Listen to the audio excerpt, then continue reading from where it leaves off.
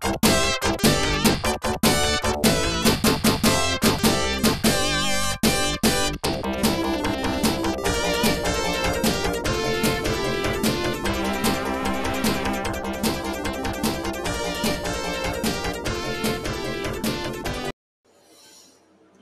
welcome back to AP Physics 1. This is topic 3.3. Here we're going to focus on potential energy. So we're shifting our thinking from work energy theorem to conservation of energy. But remember, we're still going to have that kinetic energy component when we get into the next video, 3.4, when we look at conservation of energy. So, system composed of two or more objects has potential energy if that object in that system, or if those objects only interact through conservative forces. So for us, the big conservative force we're going to look at is gravitational force, but we're also going to talk about the elastic or spring force as well. So potential energy is a scalar quantity. As we've been talking about, energy is all scalar, and it's associated with the position of the object within the system. When we talk about zero potential energy, that means that you want to find what is called the reference point. And that's usually where your position is equal to zero. And that's very important because at that point, there is no potential energy. It could be for a spring. It could be for bungee cords, which you see here. It could be for roller coasters. But the key thing is that the reference point is set by you, okay, unless it's explicitly stated. And the easy way to do it is put the reference point, the x equals 0, at the lowest point, okay? And what that means is that's where you would have, let's say, all kinetic energy and no potential energy. Now, we're going to focus on three types of potential energy. The first one is elastic potential energy. And so for us to find the elastic potential energy, it's simply 1/2 kx squared. Now remember, potential energy is associated with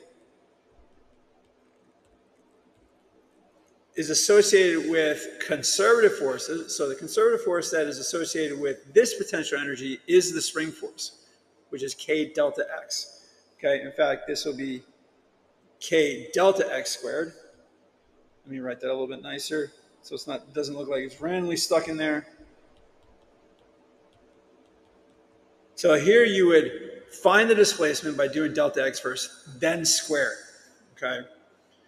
The next one is gravitational potential energy. So this is really this is what really, if you like roller coasters, this is what a roller coaster is, right? So U sub lower g is mgh. Now, what is the conservative force associated with this? Sorry, I went backwards. Well, that's going to be our weight equation. And let me tell you this, if you go on to take AP Physics C, the mechanics course, you're going to be given the force, and then you'd actually have to derive the potential energy formula. And there's a use of calculus here that will do that. And then the other one is the gravitational field. So this is a universal gravitation. And this is what happens when you get further off the planet. And so you go U sub capital G is G M1 M2 over R.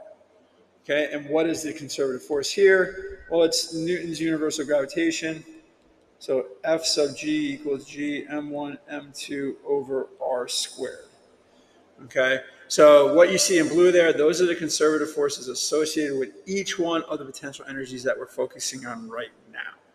Okay, so let's do a potential energy question. Sorry, let me get my notes. So here we have a system containing a perfectly elastic spring with an unstretched length of 20 centimeters and a spring constant of 4 centimeters. How much elastic potential energy does the spring contribute when its length is 23 centimeters? And then we're going to do it again when it's now 26 centimeters. So basically here's what's happening. Right, so here's our spring, an unstretched length of 20 centimeters, and then we're going to put something on it, and it's going to stretch down to 23 centimeters, and then we're going to put something else on it, and it's going to stretch down to 26 centimeters. Now, the main thing is this right here, that's our 0 point. Okay, so every time we go back to it, we're going to go back. That's going to be our initial stretch length. Okay, so U sub S is 1/2 K delta X squared. And so for the first part, we're going to stretch it to that 23 centimeters. So U sub S equals 1/2 times, now this here is in newtons per centimeter. You need to put this into newtons per meter, much like you have to convert those your stretches. So 0.20 meters, 0.23 meters, and 0.26 meters. Okay, so we're going to do 0.23 minus 0.20 squared.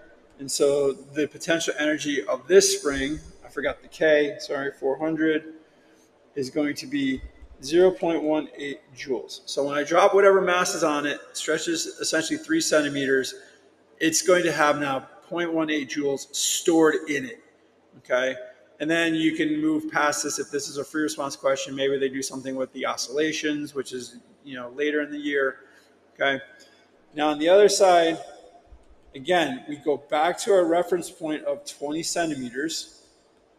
So we're not going to plug in the 3 centimeters. We're going to plug in the 26 centimeters. So 0.26 minus 0.20 squared. And so you end up with getting, sorry, we already have, now we're at calculation mode. So we're going to have, it's now going to have 0.72 joules stored in it. But what happens is we need to figure out how much more potential energy. So 0.72 is not going to be our final answer. We're going to subtract 0.72 and 0.18. And so when we stretch it from its position of 0.20 to 0.26, it has 0.54 more joules than if we only stretched it to the 0.23 section.